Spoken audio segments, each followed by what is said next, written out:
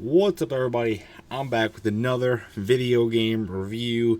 It's been a while since I've actually recorded one of these, even though there doesn't seem like a big overlap in the backlog, but just bear with me here, because this is one of the worst video games ever made.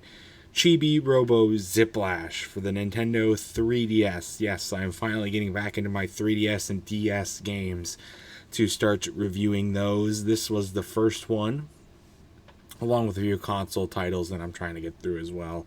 Just as you know, I got time here and there. But yeah, this game was released in 2015. It was the final chance for a Chibi Robo title. And I bought this out of impulse because I wanted to get the bundle for the amiibo. And yeah, because you guys can see that video. It's on the unboxing playlist on the channel.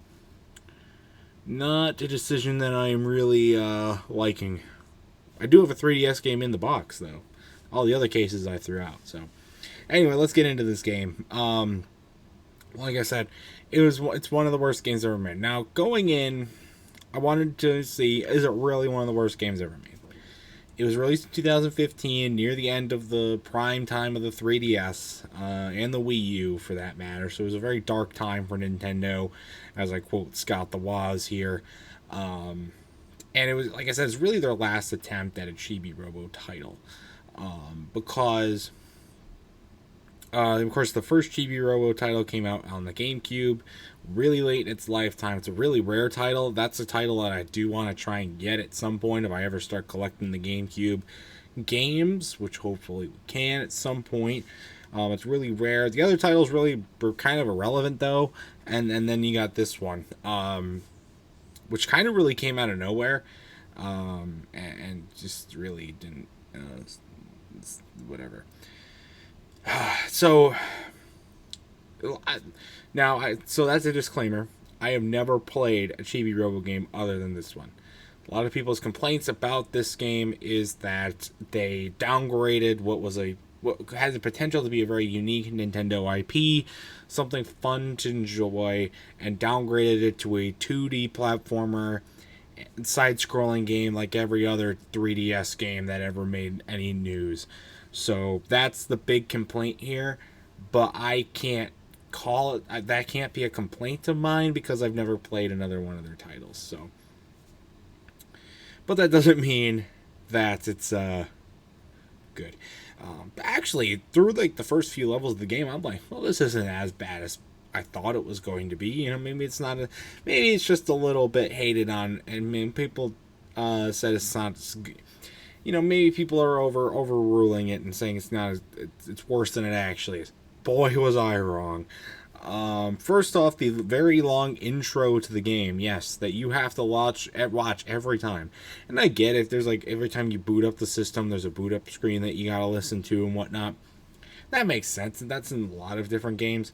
This one is like a minute and a half long. It looks like an ad for a Samsung phone that you would see in 2015.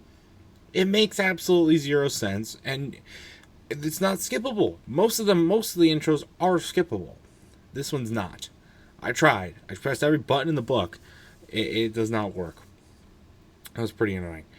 And I know the main functionality for the Chibi Robo character is the Ziplash, and that's how you're supposed to move.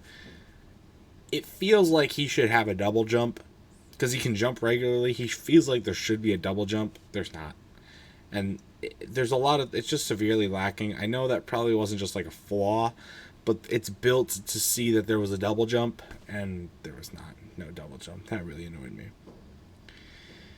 And also, I think those levels are way too long, and I also think there's too many levels.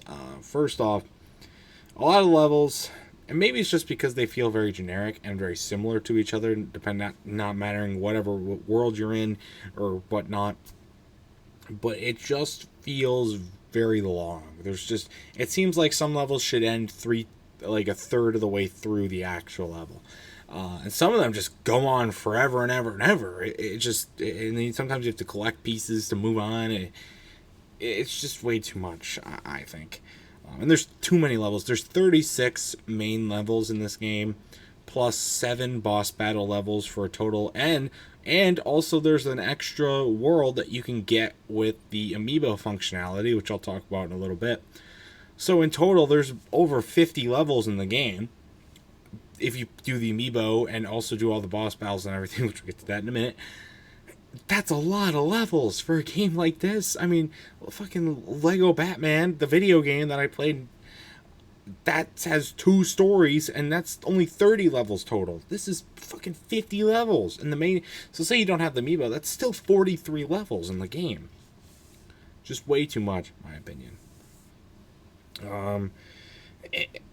So I thought it was a time limit, but it's actually his health, and it makes sense because he has to run on watts and whatnot to stay powered up. It acts as like kind of a timer. It's okay. It's a little stupid, but you know, I guess you get around it because it actually does make sense once you understand its purpose and whatnot. Now here's one of my main complaints: this randomizing wheel. You know what I'm talking about? You finish a level and you hit one of the UFOs. You get bronze for 1 spin on the wheel, silver for 2 spins on the wheel, gold for 3 spins on the wheel, and you either get to move 1 space, any from 1 to 5 spaces on the wheel, to unlock a new level. But now there, you guys might already be reading like, what the hell does this mean? Like, wheel to go to the levels?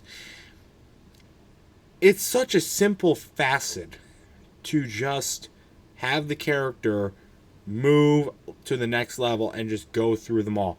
Mario does it. Zelda does it. Not really, I guess. Well, maybe they do. I don't know.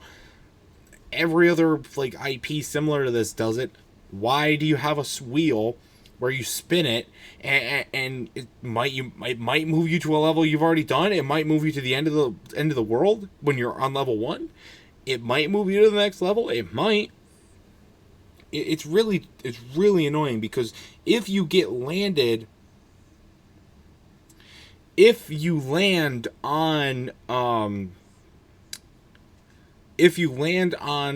level you've already done, you have to play it again to get another chance at the wheel. And you can't jump. You can only jump between levels once you've completed the whole world, including the boss battle, which is insane, completely stupid. It's not even fun. It's not even necessary. Why would you add that? It makes no sense. And you know, maybe be annoyed and like, well, is there a way you can just get ones every time? You can rig the wheel. You can spend 120 coins to put all one number on, or like a variation of higher or lower numbers. But you don't want to waste your coin though if you're trying to 100% the game, because you're going up in a minute. There's also a lot of weird product placement. This is for a lot of like the candies that you find in the game, the snacks. They're real life brands like Dots, Pez. I mean, and then when you feed them to characters that want the snacks, which I found like 2 of, by the way. I don't know how you get to these. I found like 2 of them out of like 20 snacks that you can find in the game. They do like an ad for the snacks, which is just so weird. Like Pikmin 2, like I reviewed a while back, has products in it, but this is like 10 times worse than that. It's freaking insane. And like I said, with the amiibo functionality, it does come bundled with an amiibo. The amiibo functionality is completely unnecessary. You don't have to do it at all. In fact, I couldn't even get it to work on my 3DS because my 3DS is from the first year it came out, so it doesn't have the chip reader in it. I would need to get an adapter. Eli has an adapter. I just didn't get it. So, yeah. But I looked into what it does. It gets you, like I said, it gets you an extra world, which is Asia, I think it is, or Japan. And you get like the Super Chibi Robo, but you can complete the game without that. It's just extra stuff to do to maybe make your game experience a little easier, a little better. So you're probably gonna get the amiibo anyways if you have this game. So might as well get the reader, but it's not necessary at all. And it really sucks because I mean I think I got an assist trophy thing in like Smash. But other than that, that's kind of useless for the amiibo. Then I don't know. It was just such a weird game to make an amiibo for because I think they knew that it wasn't going to have a lot of longevity, like as far as compatibility and functionality outside of Chibi Robo games, because I think they half knew it was going to fail, and look at it did. So it's just weird. And there's another thing, right? Every time you complete a level, you get like achievements and whatnot, and badges, and every time it says I complete a level without using items, but I'm like, what items? Because it doesn't tell me that how to use items or whatever. And then I just get badges for not using the items. Okay, I guess I didn't know how to use it anyway, so I wasn't gonna use it. Thank you for giving me. And the badges do nothing, by the way. They just make you feel cool for like 2 seconds, and you realize you're playing Chibi Robo with Ziplash. So you don't feel great. But and then like I said, with the wheel, you can't play them in order, which is completely awful. And you're like, well, just spend the coins to rig the levels. You can also spend 500 coins if you get 2 game overs on a level. It'll let you skip the level and clear it like with 500 coins, and you can just move on. Which is all great, right? That's probably one of the better parts of this game, is that they know the levels suck. They know the game is kind of pretty hard. So they give you an option to not play the level and move on still with the coins. And I got up to like 4,000, 5,000 coins, and I didn't always have to skip the level. You don't always want to skip the levels because you want to get the trash items to get your more power, to get more health, basically. And you can, that kind of stuff. But unless so I'm going to clue you guys in. If you guys ever have the dimensioned drug addict in mindset to play this game, here's something you want to know. Save up your coins and get as many coins as possible on the first go around, because to get to I have not actually completed this game. I tried to complete games before reviewing them, but in this case I made an exception, because this game, you have to get the final boss, or to get the thing you need to fight the final boss, you have to buy it. It costs roughly about 25,000 coins, which is pretty much every coin that you can get in the game. And that's even including, you get bonus stages during like bonus areas to collect extra coins. I think you even need to go through all those. You need to basically 100% the game. Think Captain Toad with the diamonds. You got to do the same thing here, but with coins. Thankfully in this game though, you don't need the coins to play all the rest of the levels. But still. Who thought that was a good idea? Who? And it's like, okay, maybe if they told you at the beginning, it would make more sense. They don't tell you shit. They don't tell you anything. They just say, they give you advertisements to buy boosters, or to skip the levels, or to buy panels to rig the wheel. They don't tell you that you're going to have to buy the final boss at the end, and you're going to need to save up every single coin in the entire game to get them. That is completely stupid. Why wouldn't you just say, like, why wouldn't there be like subtle hints that you might need to do it? Or better idea, how about you get the pieces to the bosses to get the final boss as you go through the game, as you defeat the other bosses, you get a piece to fight the final boss, and then at the end, when you get to the final boss, it all comes together, and there you go. Instead of having to buy it all at the end with coins. And I'm sure if microtransactions were a thing here, which they're not, thank God, because it's 2015. But if there were microtransactions, I'm sure this game would have gotten a ton of microtransaction revenue from that alone. I guarantee it. Yeah, there was a slight time when I said, well, not as bad as everybody says it is. And then I learned real quickly, it's as bad as everybody says it is. And it would be even worse if you couldn't skip the levels. I probably wouldn't be doing the review right now. But alas, I am. My final score from this game, probably 3 out of 10. It's one of the worst games I've ever played. It's one of. I don't know if it's the worst game I've ever played. It's definitely one of the worst. So, but anyways, that's gonna do it for this game review. Have you ever had the misfortune of playing this game? Let me know your thoughts about it in the comment section down below.